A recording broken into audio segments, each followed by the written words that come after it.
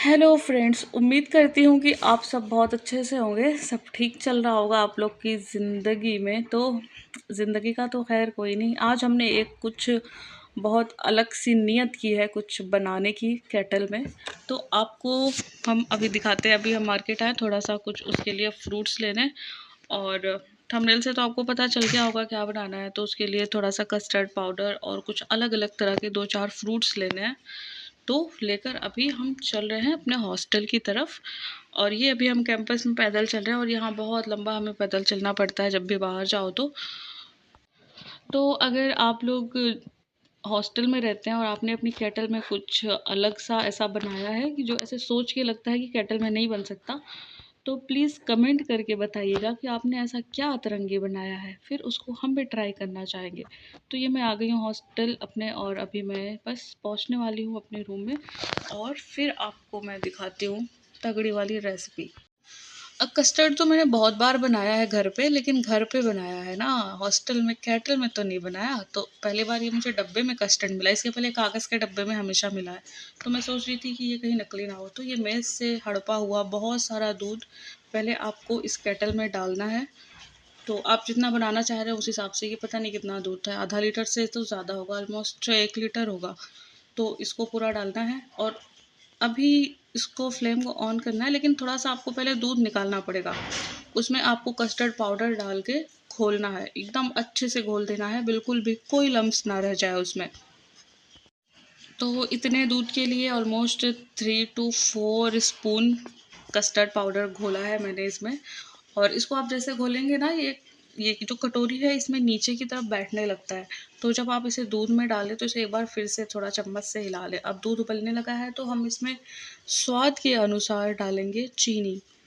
और बहुत ज़्यादा, अगर जिसको मीठा पसंद है वो बहुत ज़्यादा चीनी डाल दे। अभी मुझे ज़्यादा मीठा उतना अच्छा नहीं लगता है, तो पहले थोड़ा सा डाला, अगर कम लगेगा तो अभी आगे चल के और डाल लेंगे, अभी तो बहुत टाइम तक रहना है। तो ये कुछ फ्रूट्स हैं जो मैंने पहले ही कट करके रख लिया है। और अभी जैसे एप्पल या फिर बनाना होता है तो इनको बहुत पहले से मत कट करिएगा आप लोग, नहीं तो ये ऑक्सीडाइज हो जाते हैं और कुछ ब्लैक ब्राउन से ऐसे होते हैं, फिर वो अच्छे नहीं दिखते ना, थोड़े से बुरे बुरे लगते हैं। और जब इसको, ये कस्टर्ड पाउडर जो घोला हुआ दूध था उसको जब ये पूरे वाले दूध में मिलाना है, तो इसको कंटिन्यू चलाना है। नहीं चलाएंगे तो नीचे जो उसकी तली है लग जाएगी। पहली बात तो ये केटल है, और केटल के अलावा नॉर्मल जो बर्तन होते हैं उसमें बनाओ तो भी बहुत ज़्यादा चलाना पड़ता है। हाँ, तो ये स्विच मैंने इसलिए बंद किया है कि आपको एक ज़रूरी बात बता दूँ।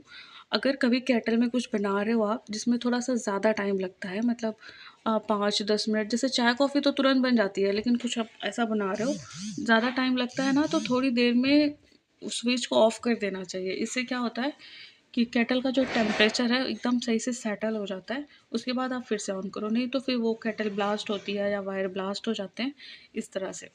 तो अभी हमने इसमें थोड़े से कटे हुए बादाम डाल दिए हैं, थोड़ा दिमाग तेज़ करने के लिए। और फिर अब ये सही कंसिस्टेंसी पे आ गया था, तो इसको मैंने बंद कर दिया था। 4-5 घंटे में ये बिल्कुल ठंडा हो गया। तो अब इसमें डालेंगे फ्रूट्स। एक बात का ख़्याल रखना है कि बिल्कुल ठंडा होने के बाद ही फ्रूट्स डालना है, वरना विटामिन सी अगर फ्रूट्स में होगा ना तो वो बिल्कुल जैसे दही फटा-फटा होता है ना, उस तरह का कस्टर्ड हो जाएगा आपका। इसलिए बिल्कुल ठंडा करके ही उसमें फल मिलाना है। अब आप देखिए, बिल्कुल लग रहा है ना जैसे घर पे बनता है, बिल्कुल वैसा ही लग रहा है। बिल्कुल ऐसे लग रहा है नॉर्मल बर्तन में बनाया है। तो केटल में भई आराम से कस्टर्ड आप बना सकते हो, बिला झिझक बना सकते हो। अब स्टील वाली का मुझे नहीं पता, लेकिन इसमें तो बहुत अच्छे से बन जाता है। बस ध्यान ये रखना है कि कंटिन्यू चलाते रहना है और थोड़ा ध्यान से बनाना है। तो इसके बाद इसको एक डब्बे में पलट कर फ्रीज़र में रखना है। और मैं हॉस्टल में रहती हूँ तो मेरे पास फ्रिज तो है नहीं, तो मेस वाले डीप फ्रीज़र में ही रखना पड़ेगा। तो उसमें ज़्यादा देर नहीं रखूँगी, बस 2-3 घंटे बहुत हो जाएंगे। नहीं तो बिल्कुल आइसक्रीम जैसा ये जम जाएगा, बर्फ़ की तरह। तो अभी मैं इसको थोड़ा-सा टेप वेप लगा के अच्छे से पैक करके चलती हूँ मेज़ की तरफ। और अभी सुबह के 6 बज रहे हैं, तो मेज़ और पूरा सब कुछ सन्नाटा-सन्नाटा है। मैं इसलिए कर रही हूँ, अभी रख दूँगी ना तो 9 बजे तक तो ये ठंडा हो जाएगा, और 9 बजे मुझे कॉलेज जाना है। तो इसको मैंने रख दिया है।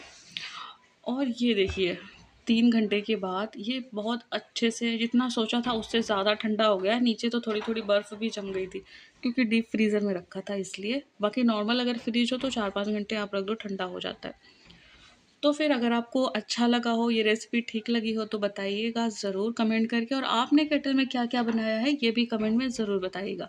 तो फिर ये कुछ इस तरह से ट्रांसफ़र होके चल पड़ा है। ओके, व्लॉग में बने रहने के लिए थैंक यू।